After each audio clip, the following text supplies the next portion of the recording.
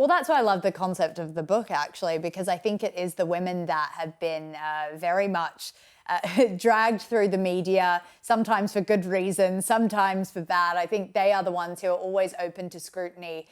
Of course, you just can't get away from it because Philip, yes, he had a lot of issues, but I think that him being a man, it was different for him, but different in different ways, not to mix words, but you know what I mean. So I think, I don't know, I mean, it's so interesting to hear about Catherine because in a way it wasn't as clean cut, was it? As we want to believe, you know, she had to be quite stoic. She was still put through the ringer, you know, and she was probably just about as common as you could get to marry into the royal family up to that point. Yeah, I mean, the idea that Meghan is the first person to face negative media is nonsense. You know, Catherine, you know, the whole Waity Katie stuff, the Wisteria sisters, the social climbers, the snobby remarks about her mum. You know, and Diana. And Camilla. Yeah, that's what I mean. There's something about women marrying into the royal family where, you know, there's so much opposition. And it's not, I don't think it's not just the media. I think maybe within the institution itself, women marrying in and marrying these princes attracts a lot of controversy that maybe doesn't happen towards the men. Yeah, no, that's a completely fair point. It's difficult. I mean, it's really hard marrying into that family. You know, you are. I mean, Meghan obviously knew about camera crews and photographers and publicity and stuff, but nothing can prepare you for the intensity of what happens once you are in the royal family. She's said as much.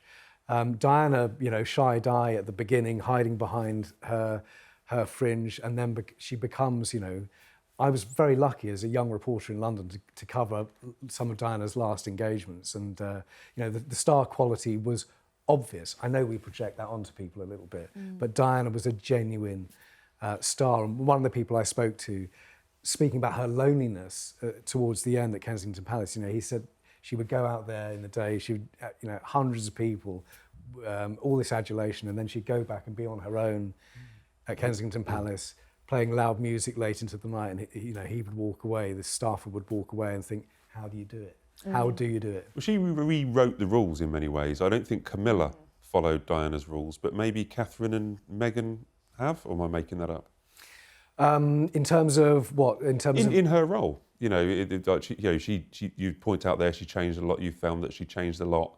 You know, had a say in where the children went to school. Oh, yeah. Took the children to like Thorpe Park and places like that, and maybe to a McDonald's. I don't think Camilla followed in her footsteps, but do you see Catherine and Meghan copying what Diana did? Oh yeah. So the upbringing of the current royal children is very similar to the Middleton upbringing. It's, you know, it's and what they have and what Harry and William didn't have was in much more privacy, and you know, William and Catherine have played an absolute blinder on that one. They released photos for birthdays. You see them at trooping, you see them at the carol service, but actually you don't see the children that much. That's very different to what William and Harry had, and that's absolutely deliberate. But yes, the upbringing, the schools they're going to, the friends they have is, you know, I'll put it in quotation marks, but it's the most normal ever.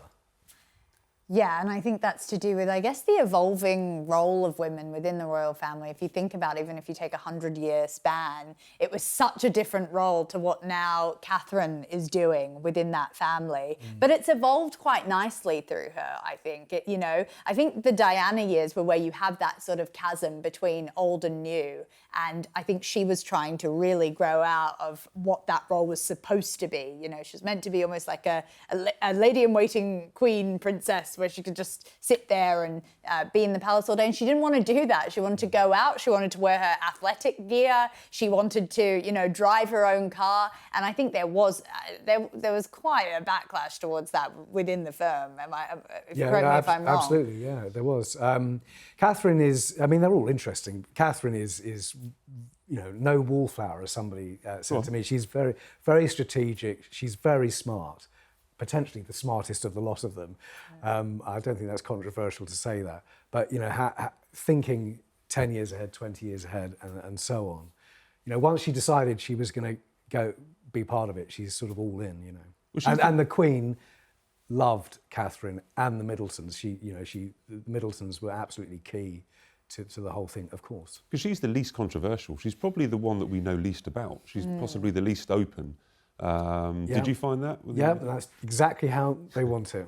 You think? Yeah, absolutely. Yeah, they. Why is that? They don't want exciting. They've tried exciting, and they'd rather not have that. No, you know, think of the phrase, the words that the late Queen loved: stoic, steadfast, dependable. That's what they want. So you know, the Queen loved the Middletons, you know, obviously, who raised their daughter, and she really rated Catherine and got to know her. Obviously, got to know her very well. Sorry. Oh, I was just sorry. I've got so many questions, but I was just going to ask, why was it so hard for Meghan then? Because she was rushed. She was rushed in. It was. I mean, they were engaged in late 2017, and so married in May 2018. Less than 2 years later, they'd gone. I mean, everything went into warp drive. It might be clearly because of their ages. They were late 30s and they were desperate to have children and kind of carve out a kind of life themselves. I just wonder if it was happening in their 20s, like Catherine and William. They could have taken their time. Yeah. And Meghan was, in her late 30s. She there was no learning for Meghan. She knew what she wanted. She knew what she believed. She wasn't going to be. She didn't need coaching. One of the most. I didn't realise this till I wrote the book, but Meghan, when she got married to Harry, was actually older than Diana was when she died. Wow.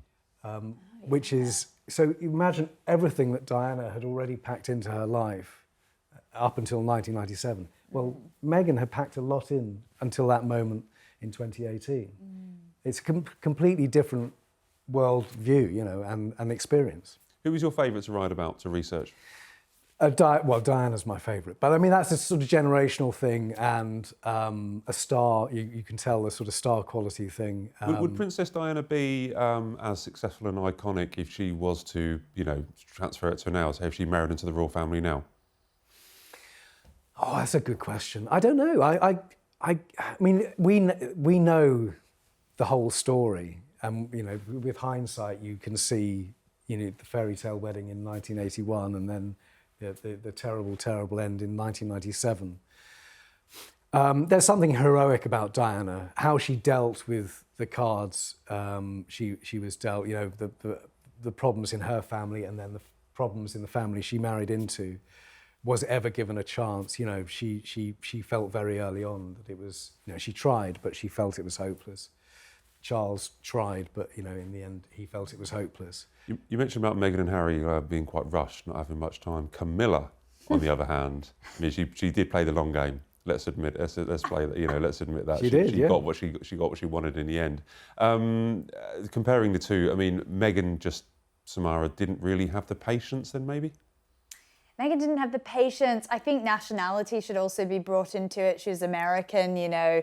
Catherine obviously grew up with the royal family. She kind of has that more British perspective on what it is and what it's about. I think Meghan still did have a bit of a Disneyland profile of what the royal family is, and I think that informed a lot of her choices. We even know that from the wedding, where there are allegations of her treating very senior palace staff like personal assistants, and you can just see from the start that there was a real issue culturally that couldn't be fixed quickly, I think.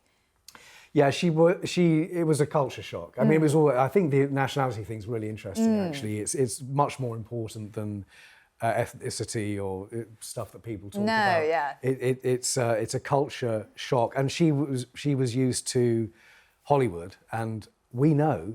I mean, despite appearances of the palaces are not Hollywood. I mean, they and certainly the living quarters aren't, and where they were in Nottingham Cottage really wasn't.